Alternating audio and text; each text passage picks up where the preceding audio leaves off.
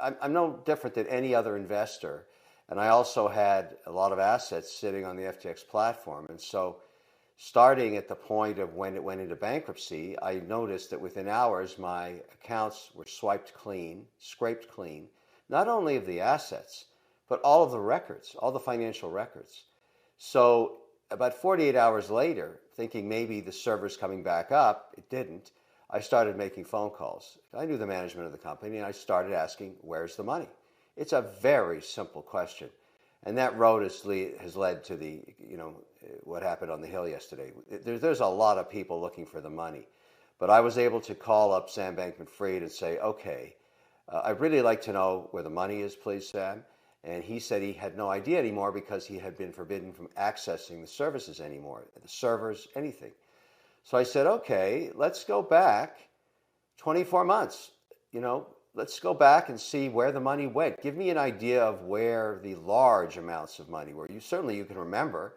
You may not have access, and that's when I, found out, and this revelation, if you want to call it that he had spent, at that time, he said somewhere between 2 and 3 billion.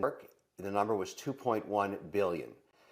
Now, my problem with that is there are two large shareholders in that company. CZ owned 20%, and Sam Bankman-Fried owned more, obviously. He was the founder.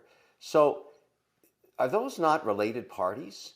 And were other shareholders offered the same terms? I mean, these are questions that are going to be raised. It doesn't matter whether, you like this line of questioning, you don't. It's kind of irrelevant. These are facts. All of these records are going to come to the light at some point.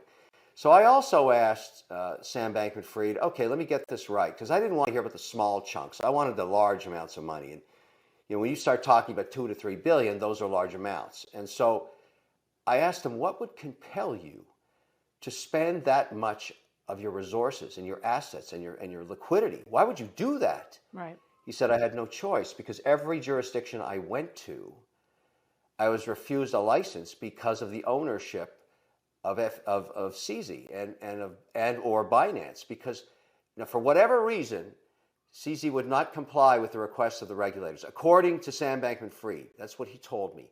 And that frustrated FTX because they couldn't get licensed anywhere. In any geography they went, for whatever reason, either Binance couldn't or wouldn't disclose the information the regulators wanted. And that forced the hand. Now, was that an orchestrated idea on Binance? I don't know. Was he being uncooperative for a reason? Had these frenemies fallen out of love with each other and they went to war? That's what it looks like to me. That was my observation yesterday on the Hill. It looks like war. The two global unregulated platforms are going at each other, and one won the war. That's it. And it looks like now there's only one unregulated global monopoly. That's all I'm saying. And, frankly, I don't know why anyone's having a problem with this, particularly CZ. He should enjoy the transparency of this. You would think he'd want to tell the story. If there's nothing to hide, don't worry about it.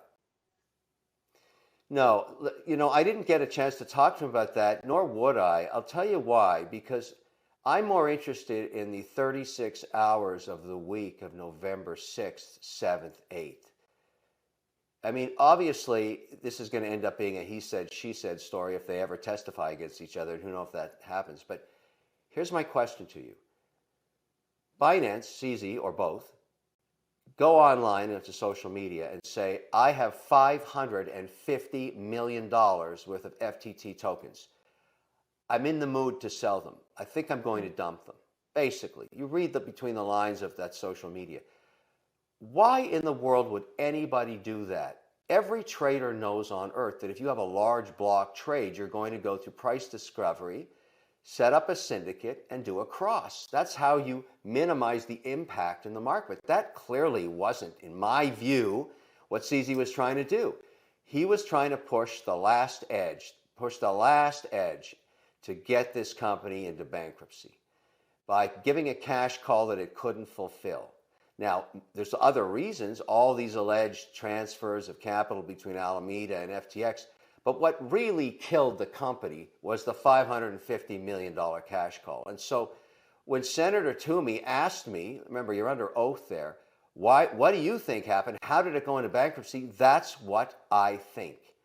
Now, let the records determine otherwise. I mean, this thing is going to get every flashlight of transparency shone on it over the next year. We'll find out what happened, including I've applied to go on the credit committee. I want to help in this situation. I want to find out where the money went. Then I'm going to go get it back, including the $2.1 billion in that transfer. I saw that. That's all noise. What does that have to do with the debate we're having now?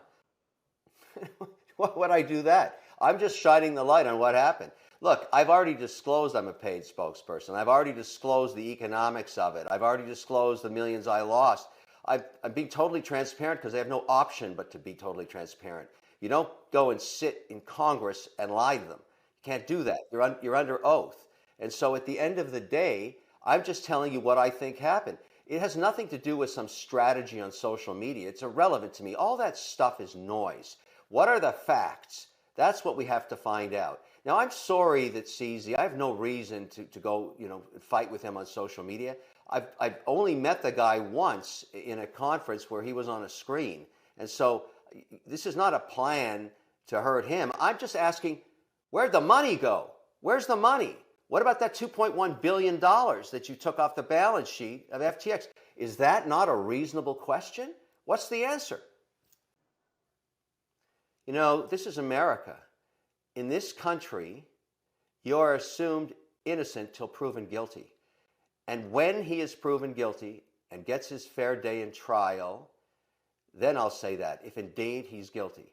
I don't understand this mob saying he's a fraudster without even a fair trial. One day, some of those people are going to be in the same situation. They just don't know it yet. The basis of the justice system is assume innocence until proven guilty. I don't care if they don't like that. I don't care. Look, this guy, if he did all the things that have been claimed against him, he's in really big trouble. But he will get his day in court. And then after that, after it's proven and after it's a fact, we can talk about it. But I'm not going to run around ahead of the justice system. I have no idea what happened there yet. I need to see the facts. And frankly, nor does anybody else. We got to get John Ray to get the records out here. All of these allegations. Look, I understand why people are unhappy. I get it. But there is a due process. And so I stand up for anybody, anywhere, beyond Sam Bankman-Fried. You are innocent until proven guilty. Anybody in America. You don't like it? Too bad. Yeah, that's harsh criticism. That's exactly what that is. I get it. And that's why I say people are mad. People are angry. Even senators and congressmen. This is a catastrophic failure of the FTX company. There's no denying that. It's caused a lot of pain and misery. We are past that now. It's time to go find out on a forensic basis what happened. I don't know where that journey is going to take us. I think there'll be more twists and turns in the road, more surprises like the $2.1 billion transaction. I had no idea about that. I think we'll find out lots more. And if all of these allegations are true, I think it's a very tough outcome for Sam Bankman-Fried and his family. Where? I have no idea. There's two options you have. One, you let someone else write your narrative, or you speak out for yourself. I've always chosen option B. Look, we've all been sued, all of us. We all feel like idiots. We all have egg on our face. We obviously knew nothing about what was going on internally. Otherwise, we would have never taken on these assignments. And this is a tragedy. Everybody knows that. But I also have it from the point of view of being an investor, along with 90 other very sophisticated financial services entities that invested in the equity of these companies. We too feel foolish. We have egg on our face. We all feel like idiots. That's a fact. But having gone through that, and here we are, we can't change the past. What are we doing going forward? That's why I want to get on the credit committee. I want to figure out how to find a way to repatriate as much of this capital back to people's accounts as possible and to the equity shareholders. This is a classic situation of clawback. We have to go find the money. It's going to be a long journey. It's a tragedy. Look, it's an absolute tragedy. However, it is what it is. I'm being, everybody knows what's happening here. They don't know what happened yet, but they know what's happening. You know, think about this. I've been a venture investor for 30 years. Since 1954, the stats on venture investing are basically stayed the same, regardless of technology or regardless of the decade. You make about 10 investments, 8 of them are going to fail, and 2 of them are unicorns, and pay for all of the grief and misery of the ones you failed on. You ask, why did people invest in FTX? It looked like a unicorn. No amount of due diligence on the 8 losing companies in venture investing is going to stop them from failing. Doesn't matter. You have no idea when the journey starts what's going to happen. You do know, though, the stats tell you 8 out of 10 times it's going to fail. That's how it was in the 1950s. That's how it is today. So venture investing is risky. This was a venture investment. It's risky. What are the reasons for failure? Well, in this case, it might be fraud if proven.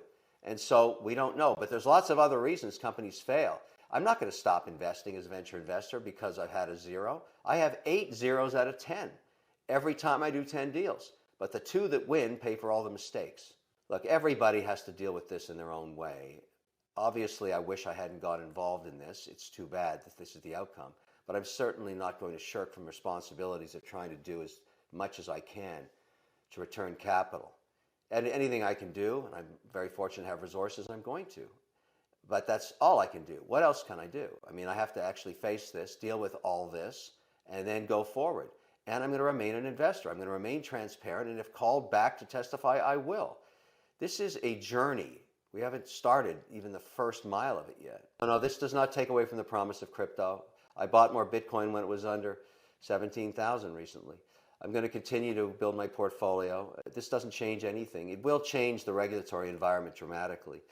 If it's true, and I say if it's true, that Sam Bankman-Fried bought back his shares from CZ because he couldn't get a license, that tells you the regulatory environment is getting much tighter. So I speculate that in any jurisdiction, what's going to happen, and we discussed this on the Hill yesterday, if you think about what the prizes are for jurisdictions, New York, no question about it, that's the top prize. To be regulated with a broker-dealer attached to an exchange would be the top prize. Number 2 would be London. Number 3 would be Abu Dhabi. Number 4 would be Singapore. Now, those regulators and others, obviously, you could think maybe Brussels and the Eurozone, they're going to start talking to each other. They're not going to issue licenses to anybody unless they're all in sync. That's my speculation. So all of a sudden, if you want to waltz into town, set up shop, set up an exchange, and do the same thing that happened with FTX, the possibility of that happening, I suggest, is practically 0. Now, that may put a lot of pressure on Binance, because if they couldn't get regulated or licensed because they couldn't clear when they were owner in FTX, I don't know how it's going to get any better for them now. At some point, you have to open up the scrutiny of an audit. You have to be transparent. You have to say who owns the company. You have to show the cap table. You have to show the balance sheet, the income statement. You have to submit yourself to forensic audits and proof of reserves. All of these, and in many cases, in many jurisdictions, if you look at the Canadian jurisdiction, they limited the number of tokens.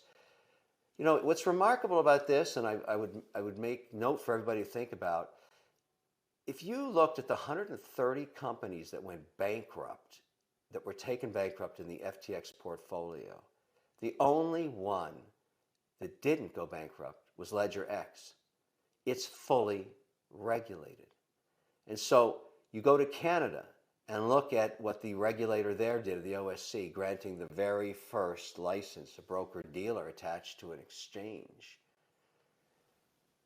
It works, but they're very limited in what they can do. They're totally transparent about accounts. That's BitBuy, WonderFi, public company under the scrutiny of the OSC, hundreds of thousands of accounts, if not millions now. It works, but very limited. I think they only have 20 tokens. Very limited in terms of what they can do in lending, very limited, if no margin at all, no commingling of accounts. All of this stuff has to get regulated all around the world. And all that's happened this week, and I will tell you, and I think this is more of a tone, you should think about this. I had a chance to talk to some of these senators afterwards. They're tired of this. they're not happy anymore. They're tired of having hearings every 6 months to the next crypto crap that blows up. They're done. And so you can expect some pretty hard hammer regulation to come down the pipe pretty soon. I go back to work. I'm going to do what I always do. I'm going to invest in entrepreneurs. I'm going to build my portfolio. I'm going to buy more crypto. I'm going to remain an investor. This is a bump in the road. That's what it is.